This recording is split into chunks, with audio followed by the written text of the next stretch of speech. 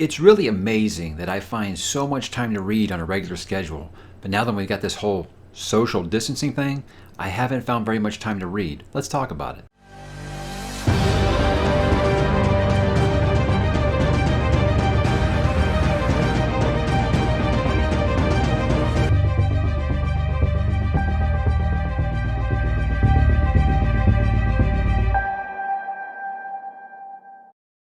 Hey, what's up, bookworms? Mike back with another weekly update as the month of March is quickly headed towards its stretch run. I know there's a lot going on out there for everybody, but honestly, I think this is going to be one of the shorter weekly updates because, I've had to deal with some real life responsibility just like all of you have the past week or whatever. But we're going to talk about a few things as we try to continue the whole lock-in, self-quarantine, whatever you want to call it kind of thing.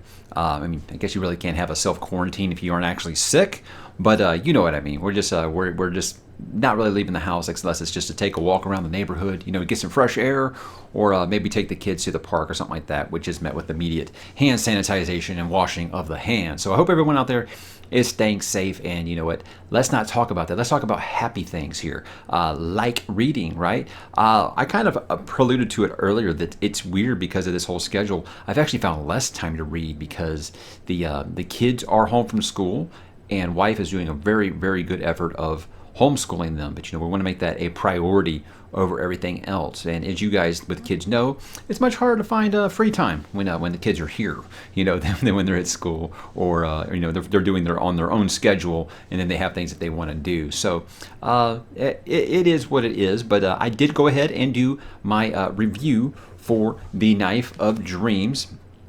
Some very interesting conversation there. I'll put that review up here for you in case you missed it. It is the longest Wheel of Time review I've done yet, just under 1 hour. I decided beforehand I usually try to keep myself around a half hour for Wheel of Time reviews, but I didn't even use a timer. This one I just said, you know what, I am just going to let it go. I did edit out some stuff where I felt like I just completely rambled, or I talked about some things that I felt like would have been taken the wrong way. So I will take those out sometimes if I start to ramble on and on and on, which I am apt to do. But I did want to say, guys, without getting too spoiler in that, in case you guys do want to read Wheel of Time someday and you haven't, is that I feel like a lot of the newer viewers that have come to the channel, while I appreciate all of the new viewers, don't misunderstand this, I think a lot of the newer wheelies that have popped up on the channel, they aren't understanding that this is a first-time reader of the series going through it and critiquing things and basically just talking about how you feel the first time that you read this story. And a lot of them are really jumping all over me about a particular character and going, my feelings on her, and I feel like it's because they can't, unlearn what they've learned. But they already know what happens in books 12, 13, and 14. I don't, and I feel like they are unable to look at this through the same lens that I am. And so that's why I believe that they've gotten quite so critical with me. But I think it's my most thumbs down Wheel of Time review, and it's fine. It's okay. I know that my reviews aren't for everybody. I just felt like the reasoning for some of the criticism there.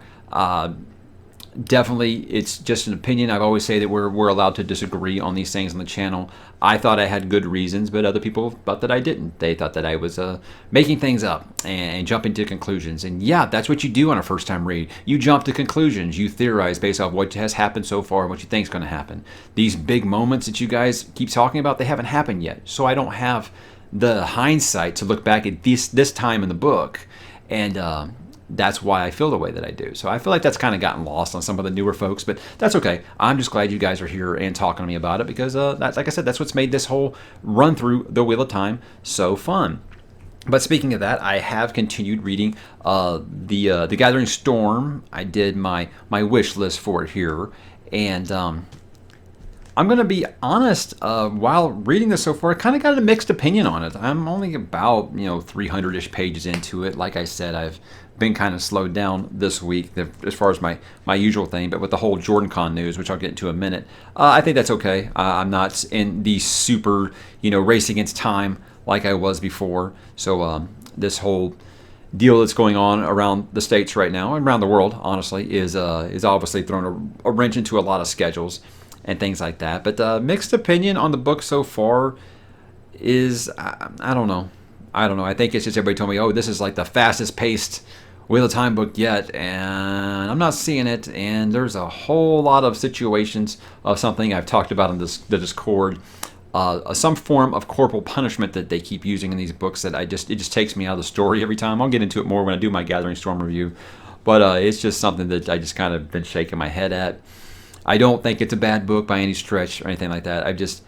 I expected to just kind of burn through this one, and I don't know if it's the fatigue of reading, 9, 10, and 11 in a matter of just over a month or not, or if it's just, what's going on right now. I haven't really been able to get into a groove with this. I usually sit down with a Wheel of Time book and do a 100-page burst at a time, and it's taken me like 3 or 4 days to do last 100 pages. So that's where I'm at right now with it. I'm sure that will change if I know Brandon Sanderson. Like I think I know Brandon Sanderson. The last probably 300 pages are going to be nonstop, just phenomenal. So don't take that as a grade yet. That's just where I'm at right now. I did mention that JordanCon was canceled. This was expected at a point. I actually had decided I was not going to attend, even if it did not get canceled. Just for responsibility reasons.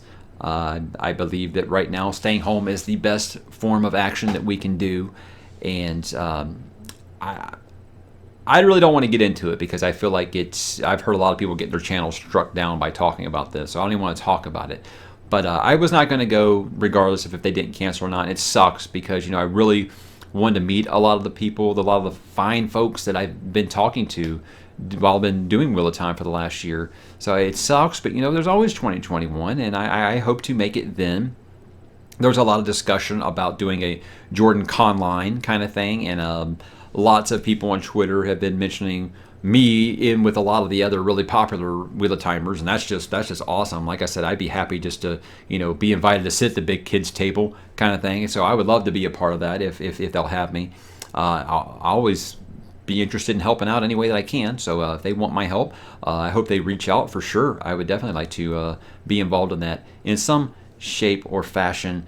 As far as the schedule goes, I'm still kind of debating. I said that if this does happen, I was going to revert back to my old schedule and pick back up with Mistborn Era 2 and Dresden Files, and back to doing one Wheel of Time book a month. If this one ends the way that everybody says it ends, I don't know if I'll be able to just put them down and at this point not just go ahead and finish them. I don't know. It really depends. I am missing Harry. Harry Dresden a lot, so I'd like to get back into that.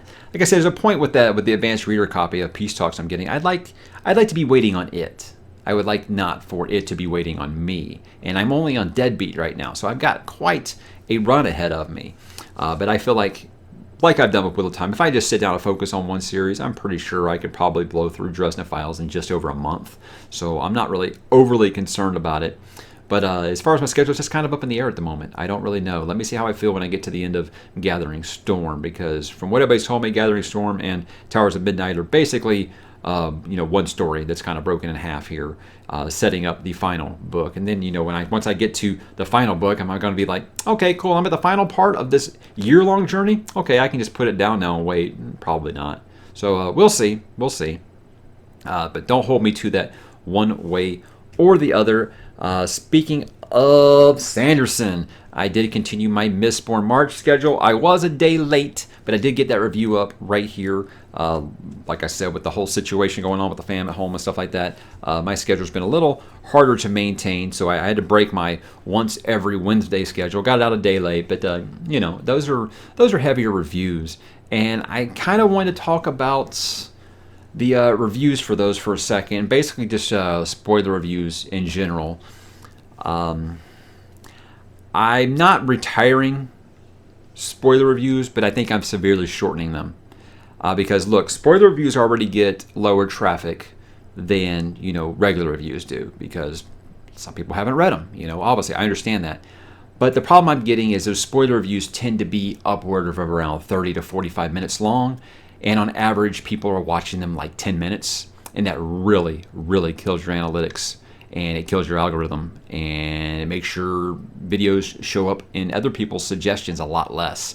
So I feel like it's actually doing damage to the channel. So I'm thinking I'll go ahead and do Hero of Ages as planned, regular review for that. But when it comes to Mistborn Era 2 And when it comes to Stormlight Archive, everything besides Wheel of Time, the spoiler reviews are going to be much, much shorter. We're talking like back to the 20 minutes kind of thing or less, because I really feel like the long videos are harming the channel in the long run. And I think that that's something, if I ever start up a Patreon or something like that, or, you know, I have like an outtakes reel or something, I could actually give that those kind of things to those viewers. I don't really know. Or maybe I could just put that version on a podcast format and put it back on the old Geek Media Core podcast stream. That would be my suggestion going forward, because, like I said, it's never about, you know, to me, it's never been about making money on this channel, but I would like to see the channel grow. And it's not going to grow if my videos start disappearing, because people aren't watching them very long. So YouTube just figures that my stuff is not very interesting. So I hope that that makes sense for you guys. Now, how is my video going to be affected? My video schedule going to be affected going forward? I already talked about my reading schedule, but my video schedule, it's mostly going to stay the same. I don't have a ton of plans to change anything. We won't be getting 5-6 videos a week anymore. With the kids here, and we want to make that a priority, then it's just not going to happen at that rate. And I feel like everybody's been very understanding. I put it in the community tab, and I felt like it was nothing but, you know, very understanding, very warm reception. People understand, family first, things like that. It was by no means meant to be like hey, I'm suspending the channel. It just meant I'm not putting out 5 or 6 videos a week going forward for now while this is going on, because there's just too much to do. I'm having to do some of these recordings, you know, 10, 11 o'clock at night, just, you know, and everybody's asleep. That's why I'm not as loud as I usually am, you know. It is what it is. But, you know, like I said, we are homeschooling the kids through this. We don't want them just sitting around playing video games the whole time. So we want them to keep the mind sharp while they're away. And my 7-year-old and I are continuing to read Harry Potter together, so that's a lot of fun. So I know that I don't talk about it a ton, but, you know, the greatest job in the world is being a dad, and I want to make sure that I continue to focus on that while they are here for an extended amount of time. As far as non-book stuff, we did rewatch, or it was a rewatch for me. It was the first time watching for my wife and my 7-year-old, the Rise of Skywalker. That is the final Skywalker saga film. I did my review back here in December for you guys. And did my view on it change? Not really. I still feel like it's kind of brainless fun. And, you know, I feel like that's all I really needed out of Star Wars. I didn't need something crazy or whatever. But I feel like in comparison to the last one, yeah, it's great. But it's still, the whole problem I had with it was the same thing I had the problem with then. And my wife agreed with me, is that all of the feels that you got in that movie were for original trilogy characters. They could have killed off Rey and Poe and Finn and everybody else, and I wouldn't have cared. Wouldn't have cared at all. I'd have been like, that sucks. Those characters were severely underdeveloped. There was no emotional attachment to them. I felt more for freaking C-3PO in this movie than I did for any of those characters. And that didn't really change. My 7-year-old, he had a good time. His exact words were, it was much better than the last one. He didn't like the last one. And I have never forced my opinions on my kids. I want them to form their own opinions. So I never told him how I felt at all about The Last Jedi, but he is a big-time Luke Skywalker honk, and he did not like what they did with Luke. And this was at the time, a just-turned 6-year-old kid saying that he did not like what they had done with Luke. So take that for what it is worth. I will continue to treat the Disney Star Wars stuff as Earth 2, the EU that I have back there, the tons of books I have back there, Star Wars EU, you probably can't see them right now. That will always be my Star Wars canon, and if you guys can't handle it, that's fine. Go with what you... If the new movies work for you, super, man. That's awesome. I'm glad you enjoy it. I wish I could. That's just kind of where I'm at right now. See what I mean about cutting myself off? I start rambling about Star Wars, and it's just no fun for anybody. But as far as TV, I finished Bosch Season 1. Wife kind of actually got into it there at the end. I think she was just kind of, you know, she likes to crochet. She was just crocheting on the couch while I was watching it, and she loves true crime kind of detective stuff. You know, I think she watched almost every season of Criminal Minds, and I think she got interested enough in the case to kind of see what the resolution was. It was okay. It was okay. It was a good time. I've heard that the show gets much better, and I think it would need to keep me really going. I mean, I liked it enough to start season 2, but I didn't feel like it was anything special or anything. As much as I liked Titus Welliver, and it was good. Don't get me wrong. It wasn't nothing that was kind of like blew me away or nothing. But I think back to some shows that I really truly loved, like like Justified. I thought the first season of that was just okay. Then it turned into one of my favorite shows. So I'm hoping the Bosch can be more the same. And we continued watching Buffy with my kid. We're on season 2 now. He absolutely loves Spike, so I know that he is smart. He is very, very smart, because who doesn't love Spike, right? But we decided we're going to start watching Dark on Netflix next. That's the one I think we're going to get to, because Last Kingdom season 4 doesn't come until April. So we're going to start on Dark. We actually started Dark when it first came out. We watched like the first episode or two, and then it was right when we were trying to sell our house and we moved and all that stuff, and we just forgot everything that happened, because it's a very complex show, a lot of moving parts, and it's subtitled, so you really have to pay attention, obviously.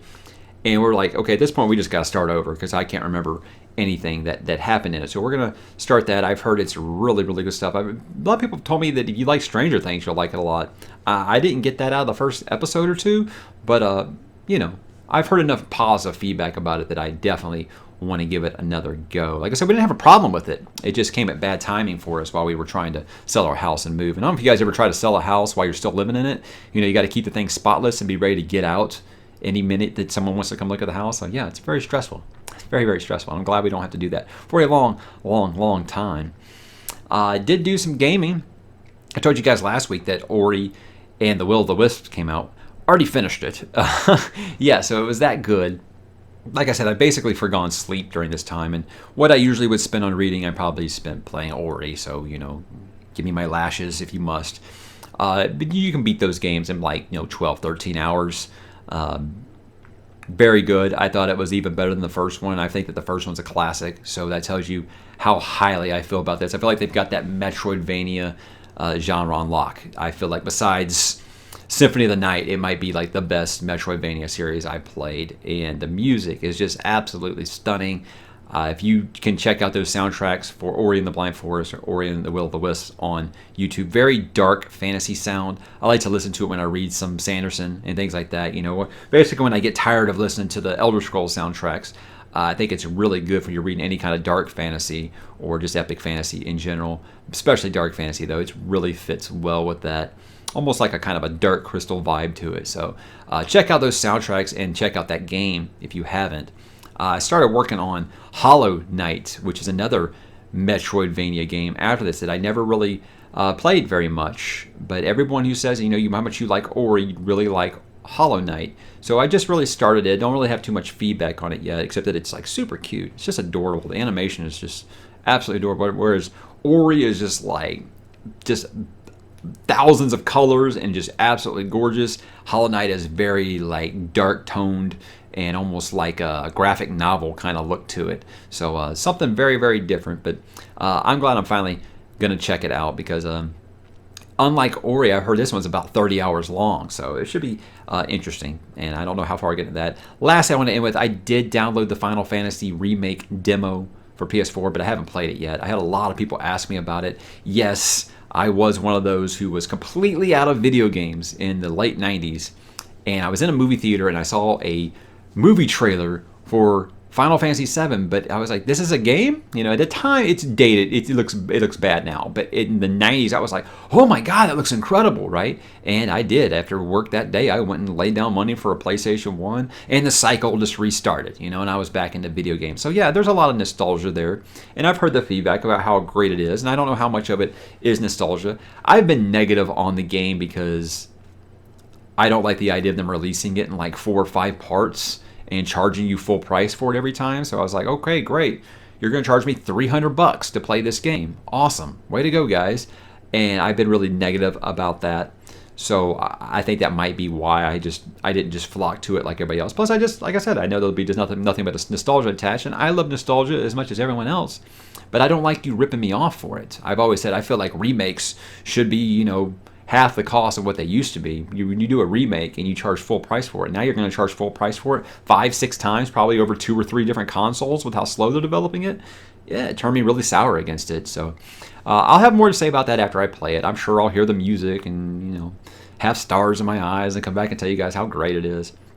But yeah, I'm not paying full price for this game 4 or 5 times. I'll just wait until 2029 when they're done with it and buy the complete edition for PC or something. Probably that's probably where I'm at right now. But yeah, by the way, I did play these games on PC, the Hollow Knight and Ori, in case you're wondering about the benchmark or whatever. It looks great in PC. I'm not a PC master race guy. I'm not an elitist, anything like that. I still got love for the consoles, but if it is available on PC, I do buy the PC version. And they're re-releasing Horizon Zero Dawn on PC. That's going to be a fun replay, because I thought that was probably the game of the generation for the PlayStation 4. So, yeah, I could talk about games for a while, and since there's going to be no E3 this year, I might have to have an episode just talking about games that are coming out, just kind of a video game special or something like that. If you guys are interested in something like that, let me know. If you have no interest, hey, you guys have no problem letting me know that. But that is this week, guys. Hopefully more excitement will happen over the course of the next week, and I'll be able to talk to you guys about a little more than just Wheel of Time and Mistborn. But, you know, we'll see. We'll see. So you guys have a great weekend and stay safe. Wash your hands. Talk to you guys soon.